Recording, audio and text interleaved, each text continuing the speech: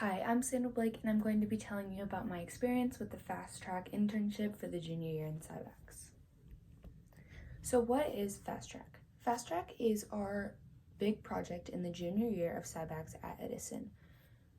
It is where we spend 10 hours with our mentor, who we shadow, and the mentor that we choose has to do with the profession that we want to go into and the career that we want to go into.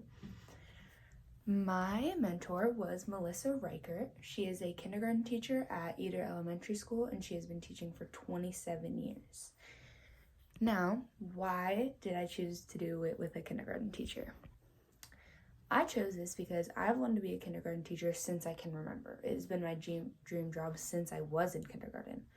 I absolutely love kids. I love working with kids, and I think it's such a gift to be able to teach young children the knowledge that they need to go into the world. And also, it's just fun for me, what do you not want that in a job? That's all you work for in your career.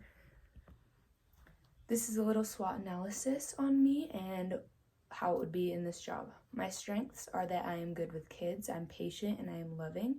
My weaknesses are that I can be easily frustrated on tough days, and I can also be sensitive.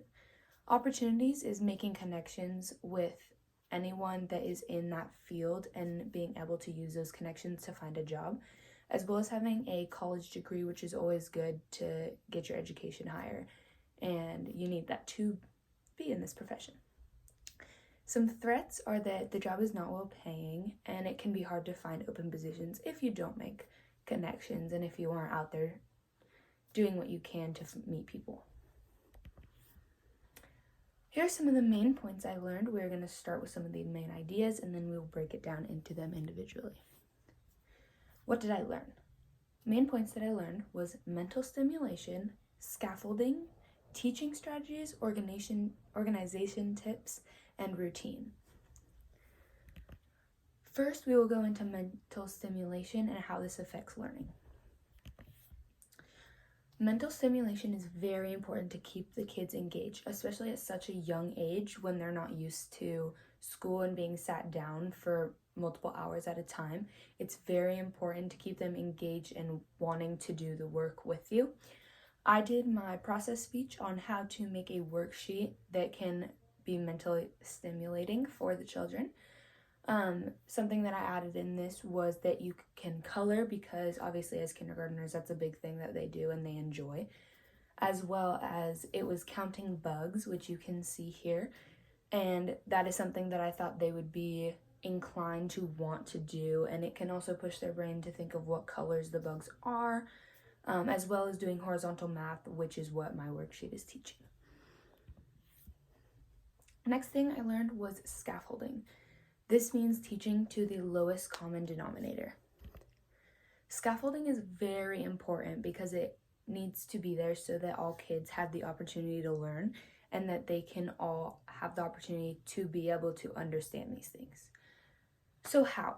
One example of this is simple terms, and an example of that is instead of saying a curved line, you can say a rainbow, because most kids know what a rainbow is and it makes it easier for them to draw. Another example is if you're doing a triangle, especially upside down, it can be very hard for the students. So what you want to tell them is to do a dot, 2 lines, and then connect the lines, which makes it a lot easier for them than telling them an upside down triangle. Again, it's simple terms, they understand it. Independent work is also very important in scaffolding because you can see exactly where kids are and you can tell who needs more help, who knows what they're doing and can move ahead, and it really shows you where the class is. Next is rewards.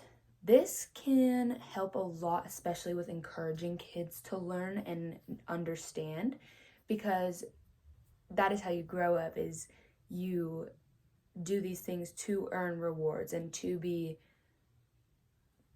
have gratitude given to you. So that is a huge thing to help them want to be engaged, want to learn, want to be in class, and do as much as they can to learn. Another thing that it does is allowing students to move ahead if they're ready. Again, with what I said about independent work, it's very important for us to see, or a teacher to see, how the students are doing individually, because say in reading, which I saw at my internship, 2 kids were at a 2nd grade reading level in kindergarten. So while they were doing their stories, the kids got to go read their own books because they're at such a higher level that it's not engaging for them to read the books that the kindergartners are. And why? Again, I said because they need to all be able to understand. Teach at the lowest common denominator so that even the lowest in the class can understand, and you can work your way up from there.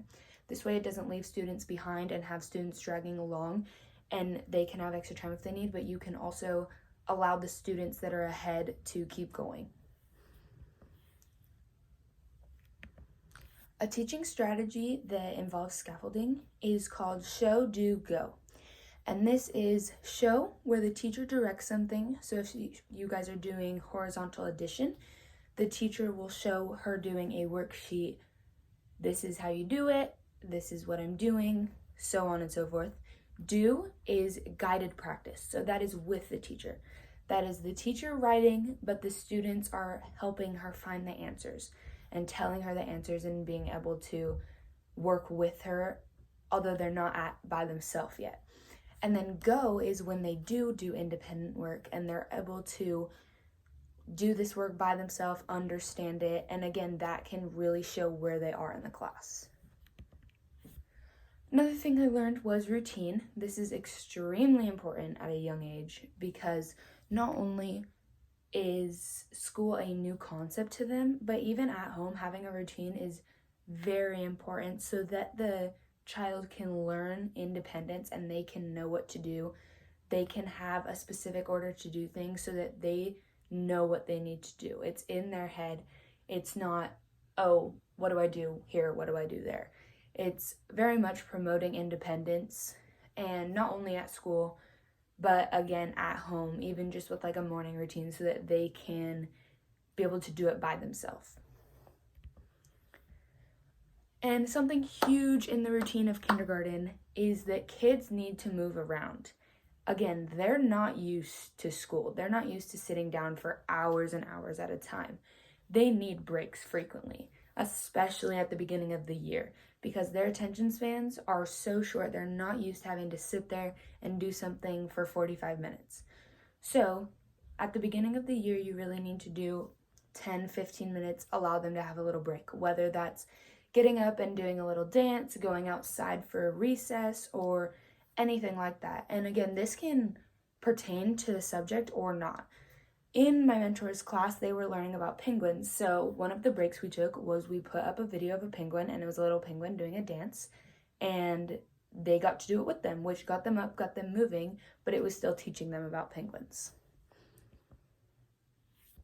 This experience was honestly one of the most amazing things I've ever done in school.